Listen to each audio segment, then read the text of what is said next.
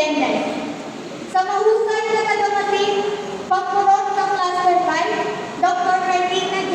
Casino.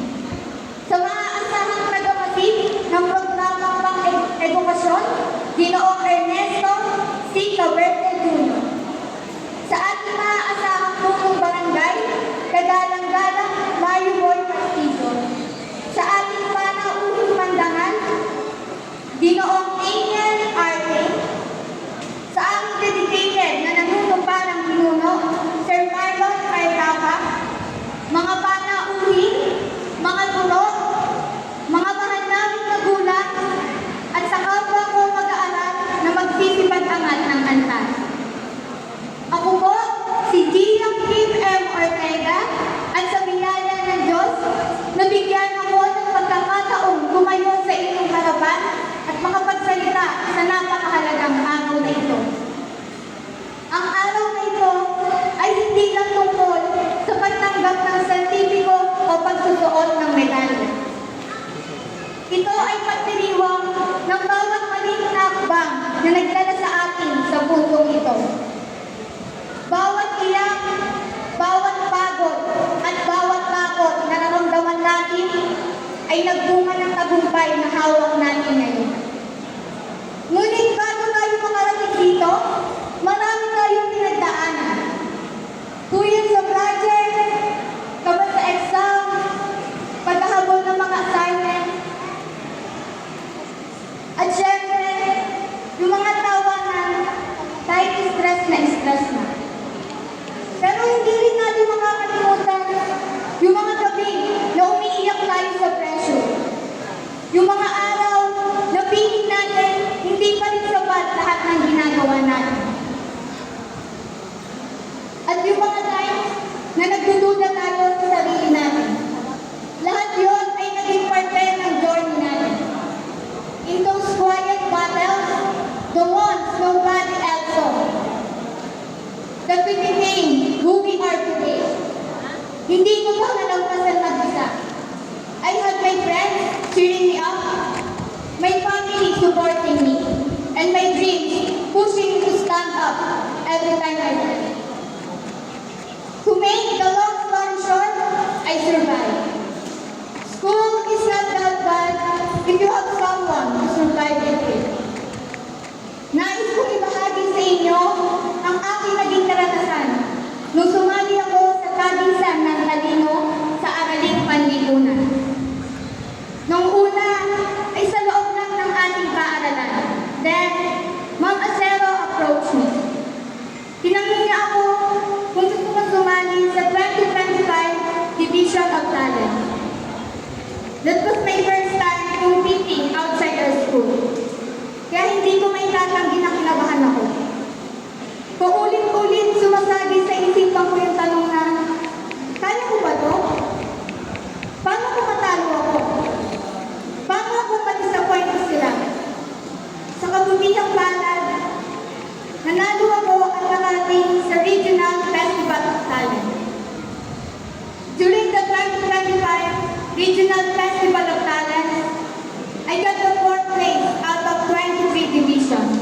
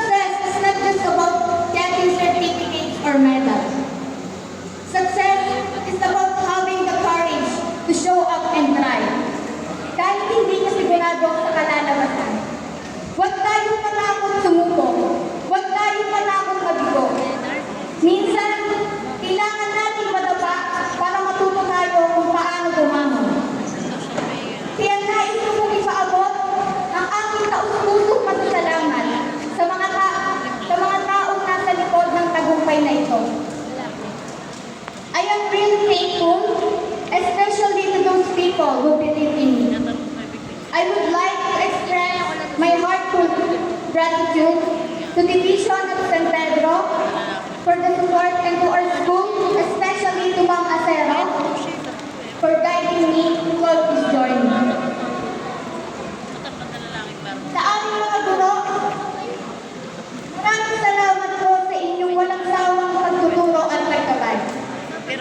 Sa pagtitiwala sa amin, lalo na sa mga panahon na kami mismo ay hindi na naniniwala sa sarili namin. Hindi lang akademikong kaalaman ang pinahagi ninyo sa amin, kundi pati mga aral sa buhay na habang buhay namin papauni. Mga kapwa ko mag-aaral, we may be standing here today, smiling, laughing, but deep inside, we know that this is also a little goodbye. Hindi na araw-araw magkasama. Hindi na sabay-sabay bibili sa kantin. Nagtakagin sa hallway at nagtatawanan sa simpleng bagay. This is where moments will turn into memories. Yung simpleng kwentuhan habang naglalakad pa uwi. Yung tawanan kahit bagsak sa quiz. Yung kaba sa recitation.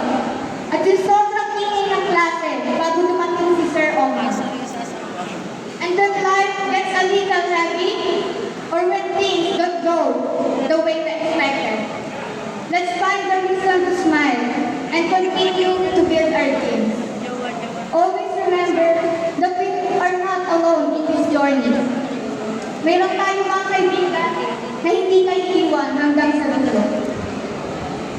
Habang sinusulat ko to, bumabalik sa akin yung mga kwentuhan na nagsimula sa mababaw pero nagtapos sa mga malalalim na pangarap. Kayo ang nagpatunay na hindi lahat ng laban ay kailangang harapin ng mag-isa. Hindi ko alam kung saan tayo dadalhin ng mga pangarap natin pagkatapos nito. Pero salamat, kasi sa mundong mabilis magbago, kayo yung nanatili. Sa bawat pagharap natin sa mundo, sa bawat tagumpay at pagkatalo, hindi mawawala sa akin kung saan ako nagsimula. Dito, kasama kayo. At sa mga magulang natin narito ngayon, buong puso po akong nagpapasalamat. Kayo ang unang naghahanga at ang unang naniwala sa amin. Alam namin hindi naging madali. May mga gabi kayong puyat at may mga umagang puno ng pag-aalala. Maraming salamat po sa bawat sakripisyo at sa bawat dasal at sa bawat pagmamahal na walang kapalit. Gusto ko rin pong pasalamatan ang aking pamilya na walang sawang sumusuporta sa akin. Higit sa lahat, sa aking lola. Ang ipinagmamalang kong itinatawag kong mama at nandito ngayon. Ma, huwag ka sanang magsawa at mapagod. Dahil marami pa akong sertipiko, medalya at karangalan iuuwi sa'yo. Muli, maraming salamat po sa lahat ng magulang na narito. Hindi magiging posible ang araw na ito kung wala kayo. It was the end of a decade, but the start of an age. Hindi lang ito pagtatapos, kundi simula pa lang ng mga mas malaking bagay para sa atin. May mas mataas na bundok, mas malalim na dagat, at mas matinding hamon na naghihintay sa atin. Sa patuloy natin paglalakbay, we must remember that life will not always go as planned. May failures, may disappointment, at may mga panahon na mapapagod tayo, na mauubos tayo, na parang gusto na natin sumuko. But life doesn't end when we fail. Life doesn't end when we feel lost. And sometimes, some mistakes take us to the right place. Kaya kahit gano'ng kahirap ang daan, kahit ilang beses pa tayo madapa, let's keep moving forward.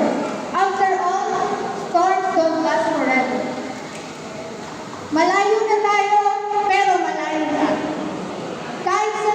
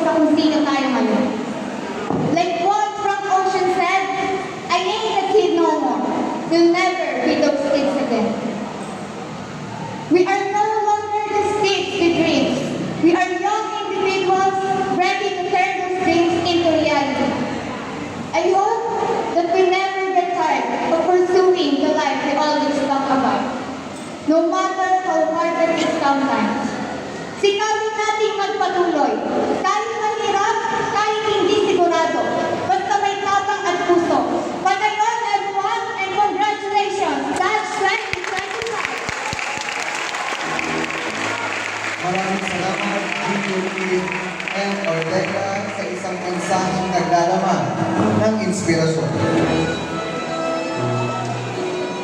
Sa bahagi ito ng ating pananuntunan,